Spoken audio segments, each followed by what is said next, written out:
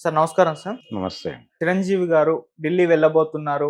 అక్కడ కాంగ్రెస్ పెద్దల్ని కలవబోతున్నారు. అల్లు అర్జున్ గారు ఏదైతే తన చుట్టూ ఒక వివాదం క్రియేట్ అయిపోయింది గదా! ఆయన క్రియేట్ చేసుకున్నారని కూడా మనం మాట్లాడుకోవచ్చు. ఇప్పుడు దాని నుంచి అల్లు అర్జున్ గారు రెస్క్యూ చేయడానికి స్వయంగా మెగాస్టార్ చిరంజీవి గారు రంగంలోకి దిగి కాంగ్రెస్ పెద్దల్ని కలవబోతున్నారంటూ వార్తలైతే వైరల్ అవుతున్నాయి సార్. మరి ఇప్పుడు వైరల్ అవుతున్న వార్తలు నిజమెంతుంది? నిజంగా మరి కాంగ్రెస్ పెద్దల్ని చిరంజీవి గారు కలవబోతున్నారు. ఈ ఇష్యూ గురించి మీరేం చెప్తారు సార్? చిరంజీవి గారు ఢిల్లీ ఎందుకు వెడుతున్నారు అనేది అధికారిక సమాచారం లేదు. ఓకే. రెండోది ఆయన కాంగ్రెస్ పార్టీతో ఉన్నారా లేదా అనే విషయంలో క్లారిటీ లేదు. హ్మ్. ఆ మధ్య ఎప్పుడు కాంగ్రెస్ పార్టీ ఆయన మా సభ్యుడే అని చెప్పేసి క్లెయిమ్ చేసుకోవడం మనం చూసాం. అయితే టెక్నికల్‌గా ఆయన రిజైన్ చేయలేదు కాంగ్రెస్ పార్టీకి. రిజైన్ చేయలేదు కానీ ఆయన ప్రయాణం ఇటీవల కాలంలో భారతీయ జనతా పార్టీతో కొనసాగుతోంది. చాలా క్లియర్‌గా మొన్న ఆయన ఆంధ్రాలో కూటమి ప్రభుత్వం రావాలి అని కోరుకున్నారు. తమ్ముడు అటువైపు ఉండటంతో ఆయన కూడా ఒక వీడియో చేశారు. ఇలా అంటే మోడీ గారు ఆంధ్ర ప్రాంతానికి ఎప్పుడొచ్చినా చిరంజీవి గారికి ఒక స్పెషల్ సీట్ వేస్తూ వస్తున్నారు.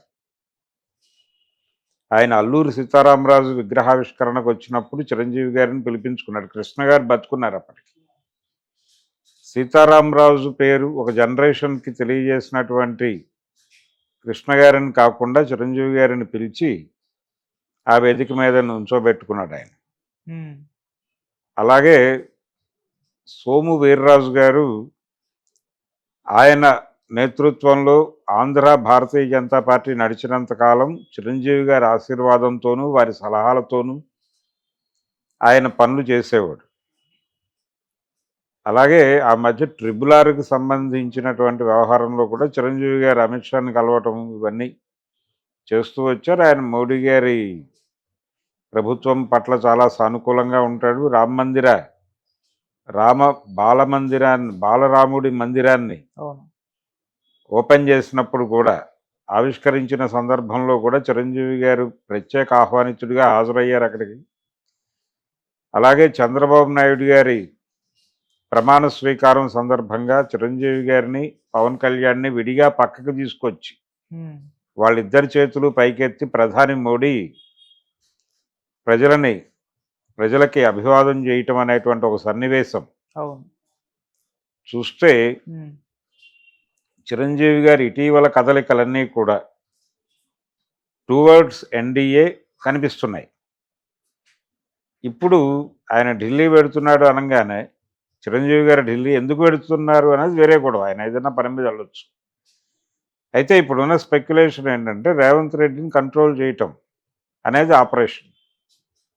ఇది అల్లు అర్జున్ని కాపాడటం కోసం మాత్రమేనా, లేకపోతే వీళ్ళు ఒక మాట అన్నారు నిన్న, ఏ రకమైనటువంటి స్పెషల్ షోస్కి అనుమతులు ఇవ్వం, ఏ రకమైనటువంటి టికెట్ ప్రైస్ హైక్కి అనుమతించం అని చెప్పారు. కోమటిరెడ్డి గారు ఇంతకు ముందే అన్నాడు. అయితే అది సీఎం గారి నోట్లోంచి కూడా ఆ వాక్యం రావటం అనేది కొంచెం ఇబ్బంది పెట్టి ఉండవచ్చు. ఓకే. ఆ నిర్ణయం వలన రేపు సంక్రాంతికి రిలీజ్ అవబోతున్నటువంటి గేమ్ చేంజరు, అలాగే డాకు మహారాజు, సంక్రాంతికి వస్తున్నాం అనే 3 సినిమాల మీద ఎఫెక్ట్ పడే ఛాన్స్ ఉంది. పర్టికులర్గా గేమ్ చేంజర్ మీద పడే అవకాశం ఉంది. బాలకృష్ణ గారికి రేట్ల పెంపు తగ్గింపుతో సంబంధం లేదు. ఆయన ఈ గోలకు చెందిన మనిషి కాదు. గతంలో అఖండ కూడా తక్కువ రేట్లలో అక్కడ రిలీజ్ చేసినా ఆయన ఏమీ ఫీల్ కాలేదు, యుద్ధం చేయలేదు, గొడవ పడలేదు. దాని పద్ధతిలో అది నడుస్తుంది అనుకునే మనిషే తప్ప ఆయన ఈ విషయాలు పట్టించుకునేవాడు కాదు. గేమ్ చేంజర్కి అవసరం. దిల్ రాజు గారు ఆల్రెడీ చెప్పాడు, బెనిఫిట్ షోస్ డెఫినెట్గా ఉంటాయి. బెనిఫిట్ షోస్ కాదు, వాటిని ప్రీమియర్స్ అంటున్నారు. ఆ ప్రీమియర్స్ ఎలాగూ ఉంటాయి డెఫినెట్గాను.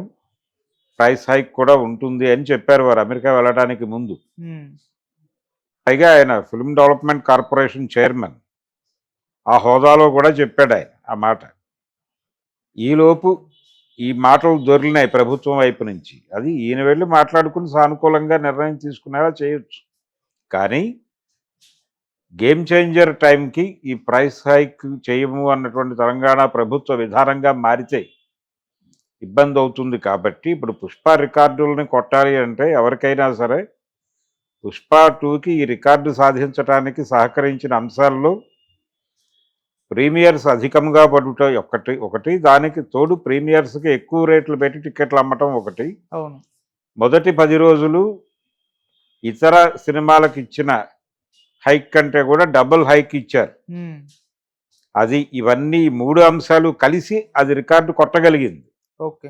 ఇప్పుడు ఇవేవీ లేకుండా ఆ సినిమా రికార్డు కొట్టడం అంటే చాలా శ్రమించాలి సినిమాలు. ఉమ్, అందుకని మాకు కూడా అవకాశాలు కల్పించండి, మేము ఆ రికార్డుని బద్దలు కొట్టేస్తాం అనేది అడగటం కోసం. అంటే ఆయన మేనల్లుడిని రక్షించడం కన్నా కూడా ఉమ్, ఈ నిర్ణయం పట్ల ఈ ప్రీమియర్స్కి అనుమతించము, అలాగే ప్రైస్ హైక్కి అనుమతించము అనే నినాదాల నుంచి తెలంగాణ ప్రభుత్వాన్ని యూటర్న్ తీసుకునేలా చేయటం కోసం కాంగ్రెస్ అధిష్టానంతో మాట్లాడి వారి ద్వారా ఒక మాట చెప్పించి పరిస్థితిని సానుకూలపరచడం కోసం ఢిల్లీ వెడుతున్నారు అనేది ఒక వార్త. ఓకే. మేనల్లుడిని కాపాడటం కోసం అనేది ఒక వార్త. ఉమ్, ఈ రెండిటితో పాటు అంటే ఈ రెండు కూడా కాంగ్రెస్ పెద్దలతో మాట్లాడి రేవంత్ రెడ్డిని కన్విన్స్ చేయటం. ఓకే. తనకు ఉన్నటువంటి యాక్సెస్, పైగా గతంలో కేంద్ర మంత్రిగా పనిచేశాడు ఆయన యూపీఏలో, ఇవన్నీ ఉపయోగించి, అలాగే ఆ మధ్య ఆయన్ని పర్సనల్గా ఇంటికి వెళ్ళి ఆయన్ని ఇంటర్వ్యూ చేశాడు కిషన్ రెడ్డి. ఉమ్, ఆ సందర్భంగా చాలా ఆత్మీయంగా మాట్లాడుకున్నారు. ఇప్పటికీ మీ డ్రైవరే నా డ్రైవరు, అంటే ఈయన చేసిన శాఖ ఆయన చేస్తున్నాడు, అదే ఆఫీస్లో నేను ఉన్నాను, ఇలా చాలా ఎమోషనల్గా ఢిల్లీ వ్యవహారాలు మాట్లాడుకున్నారు వాళ్ళు. ఓకే. సో ఇంకొక స్పెక్యులేషన్ ఏంటంటే ఈయన నేరుగా అధికార పార్టీ అంటే ఎన్డీఏ కేంద్ర నాయకత్వంతో మాట్లాడి వారి ద్వారా రేవంత్ని కంట్రోల్లోకి తీసుకునే ప్రయత్నం చేస్తారు అని కూడా ఒక వార్త బయట సర్క్యులేషన్లోకి వచ్చేసింది. ఎప్పుడైతే చిరంజీవి గారు ఢిల్లీ అన్నారో, ఢిల్లీ పర్యటనకు సంబంధించి అధికార సమాచారం లేకపోయినప్పటికీ ఆయన చిరంజీవి ఢిల్లీ అనే 2 పదాల వెనకాల ఇన్ని కథలు పుట్టుకొస్తున్నాయి. ఉమ్, ఇన్ని కథలలో ప్రధానమైన కథలు ఇప్పుడు 2 చెప్పుకున్నాం మనం. అవును. ఇంకొక స్టోరీ ఏంటంటే తెలంగాణ ప్రభుత్వాన్ని బర్తరఫ్ చేయించేస్తారా అని కూడా ఒక స్పెక్యులేషన్ మొదలైంది. ఉమ్, అంటే ఒక సినిమాకి సంబంధించిన గొడవ ఈ లెవెల్కి తీసుకెళ్ళి, అంటే అద్భుత రసంలో చెబితే ఏ విషయమైనా ప్రజలకు కనెక్ట్ అవుతుంది అనేది రేపు రిలీజ్ అవబోయేటువంటి గేమ్ చేంజర్ డైరెక్టర్ శంకర్ గారి నినాదం. పేదరికం గురించి మాట్లాడటం కూడా అద్భుత రసంలో చెప్పాలి అనుకునే బాపత ఆయన. అట్లా ఆ బాపత వాళ్ళు చిరంజీవి ఢిల్లీ అనేటువంటి ఒక లింకుని అద్భుత రసంలోకి తీసుకెళ్ళి తెలంగాణ ప్రభుత్వాన్ని బర్తరఫ్ చేసి రాష్ట్రపతి పాలన పెట్టి ఆర్టికల్ 356 ఏదో ఉంది కదా, ఉమ్, దాని కింద రద్దు చేయించేసి రాష్ట్రపతి పాలన పెట్టి సినిమా రిలీజ్ చేసేస్తారు అని కూడా కొంతమంది మాట్లాడేస్తున్నారు. ఇదొక ప్రమాదకరమైన ఆలోచన. ఓకే. ఏది ఇప్పుడు నిన్న జేఏసీ వాళ్ళు అక్కడ అల్లు అర్జున్ ఇంటి దగ్గర పూల కుండీలు పగలగొట్టగానే ఇన్ని సంవత్సరాల తర్వాత కూడా విద్వేషం ఉందా? ఆంధ్ర వాళ్ళ మీద విద్వేషం తగ్గలేదా? అసలు ఇక్కడ ఉండటం కన్నా ఆంధ్ర వెళ్ళిపోవటం బెటరు అని ఎలాగైతే కొంతమంది ఆంధ్ర ప్రాంతపు జ్ఞానులము అని చెప్పుకునే వాళ్ళు మాట్లాడుతున్నారు, ఆ ఎక్స్ట్రీమ్ ఎలా చూసామో అలాంటి ఎక్స్ట్రీమే ఇది కూడా. ఉమ్, ఏది చిరంజీవి గారు తెలంగాణ ప్రభుత్వాన్ని ఏదో చేయటానికి వెళుతున్నారు అనేది. ఇది ఎలా ఉంటుందంటే దున్నపోతు ఈనిందంటే దూడను కట్టేయండి అన్న లెవెల్కి పెడుతున్నారు. కాబట్టి స్పెక్యులేషన్స్ రకరకాలుగా ఉంటున్నాయి. అంటే ఎవరి పద్ధతిలో వాళ్ళు ఒక ఊహాగానాన్ని మార్కెట్లో వదిలేస్తున్నారు. చిరంజీవి గారు నిజంగా ఢిల్లీ వెడితే ఒక అవకాశం, ఆయన కాంగ్రెస్ పార్టీ పెద్దలతో మాట్లాడి పరిస్థితిని సానుకూలపరచడానికి వెళ్ళాల్సిన అవసరం ఉండుండొచ్చు. ఎందుకంటే అరవింద్ గారు చెబితే చిరంజీవి గారు కన్సిడర్ చేస్తారు, చేసి ఎందుకు మనం చూద్దాం, ఇది ఢిల్లీ లెవెల్లో మాట్లాడదాం అని ఉండొచ్చు అని ఆ మేరకు హామీ ఇచ్చి ఉండొచ్చు. ఆ నేపథ్యంలో ఈ కథనాలన్నీ సర్క్యులేట్ అవుతూ ఉండుండొచ్చు. ఓకే. దీనికంటే ముందు ఇంత ఇంత లెవెల్లో అక్కర్లేదు. ఉమ్, ముందు సానుకూలంగా అరవింద్ గారు, చిరంజీవి గారు, అల్లు అర్జున్ గారు అందరూ కలిసి సిటీ కమిషనర్ ఆనంద్ గారిని కలిసి, అయ్యా నిన్న మీరు ప్రెస్ మీట్ మేము చూసాము, జరిగిన దానిలో మా లోపం కూడా ఉండుండొచ్చు, ఆ తప్పు ఏదైనా మా వైపు నుంచి జరుగుంటే అక్కడ తొక్కిసలాట ఏర్పడటం వెనకాల నా ప్రవేశము వలన ఉద్భవించినటువంటి పరిస్థితులు కారణం అయ్యుంటే అందుకు నేను బేషరతుగా క్షమాపణ చెప్పుకుంటున్నాను. అలాగే గతంలో నేను మాట్లాడిన మాటలన్నిటినీ విత్డ్రా చేసుకుంటున్నాను. ప్రెస్ మీట్లో నా మీద నా క్యారెక్టర్ అసాసిన్ చేయడానికి ప్రయత్నం చేస్తున్నారు అని చెప్పినటువంటి మాట, దాంతోపాటు చాలా అబద్ధాలు ప్రచారం అయిపోతున్నాయి అని చెప్పిన మాట, తన్ని టార్గెట్ చేస్తున్నారు అనేటువంటి మాట, ఇవన్నీ విత్డ్రా చేసుకుంటున్నాను నేను. ఉమ్, నేను నా వైపు నుంచి జరిగిన తప్పులకి క్షమాపణ వేడుకుంటున్నాను. అలాగే కేసుకు సంబంధించి చట్టం ఎలా చేస్తే అలా జరుగుతుంది, దానికి నేను సహకరిస్తాను. ఫర్దర్గా ఈ ఇష్యూలో మేము మా వైపు నుంచి ఏ రకమైన సహాయం కావాలన్నా మేము చేయడానికి సిద్ధంగా ఉన్నాం. ఆ కుటుంబానికి దానికి సహకరించండి. మీకు కలిగించిన అసౌకర్యానికి అంటే మా వైపు నుంచి కొన్ని వ్యాఖ్యలు రావటం వలన మీరు ఒక ప్రెస్ మీట్ పెట్టాల్సిన పరిస్థితి వచ్చింది. ఆ పరిస్థితి తీసుకొచ్చినందుకు మేము బాధపడుతున్నాం ఇప్పుడు. అందుకని మీకు సారీ చెప్దామని వచ్చాం. సారీ చెప్పడం తప్పేం కాదు. ఒక ఐపీఎస్ ఆఫీసర్కి సారీ చెప్పడం అనేది వాళ్ళ స్థాయి తగ్గించినట్టేం కాదు. ఉమ్, చెప్పి అక్కడి నుంచి స్ట్రైట్గా కోమటిరెడ్డి దగ్గరికి వెళ్ళి కూర్చుని ఆయనతో మాట్లాడి, ఈ గ్రౌండ్స్లో జరిగింది ఇది, దయచేసి మర్చిపోండి, అయిపోయింది. ఇప్పుడు మీరు మేము కలిసి ఏం చేయగలం ఆ కుటుంబానికి ఆలోచిద్దాం. అలాగే మీ నాయకత్వంలో ఒకసారి ముఖ్యమంత్రిని కలుద్దాం అని వారితో సంప్రదించి, వారి నాయకత్వంలో సీఎం గారిని కలిసి హంబుల్గా అక్కడ కూడా ఇదే మాట్లాడి సమస్య సానుకూలంగా పరిష్కారం అయిపోతుంది.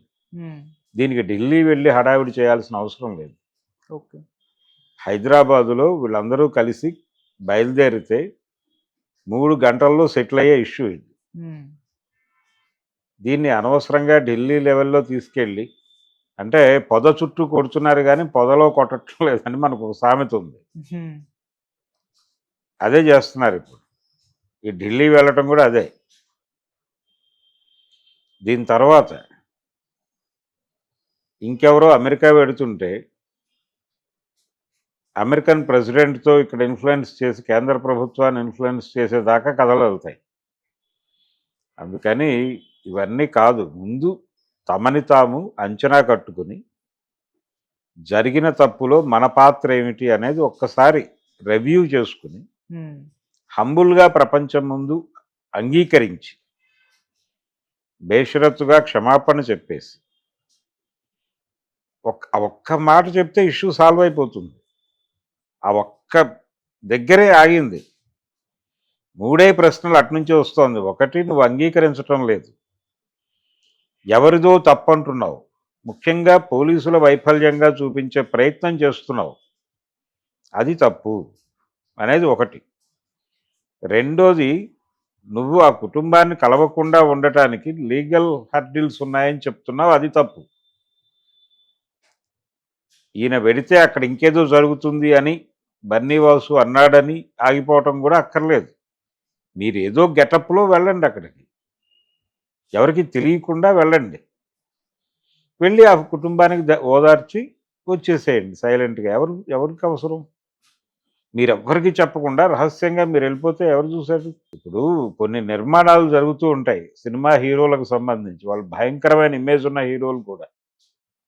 ఎన్టీ రామారావు గారి ఎన్టీఆర్ ఎస్టేట్స్ కన్స్ట్రక్షన్ జరిగేటప్పుడు ఆయన తలపాగా చుట్టుకుని ఒక లుంగీ వేసుకుని అలా నిలబడి దాన్ని పర్యవేక్షించి వెళ్ళిపోయాడు మెడ్రాస్, రోడ్డు మీద నిలబడి.